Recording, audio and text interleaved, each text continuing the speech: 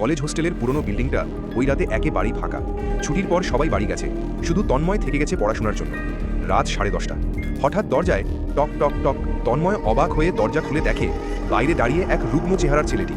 বলল, ভাই, এক রাত থাকতে পারি? বাইরে খুব ঠান্ডা। তন্ময় দ্বিধায় পড়ে যায়। হোস্টেলে বাইরের কাউকে ঢোকানো মানা, কিন্তু ছেলেটির মুখে কেমন একটা নির্দোষ শূন্যতা।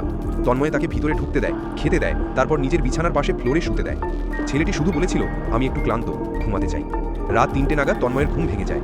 দেখে ছেলেটা নেই, দরজা খোলা, বাতাস ঢুকছে। সে ছুটে দরজার দিকে যায়। বাইরে কেউ নেই, হোস্টেলের গেটে তালা।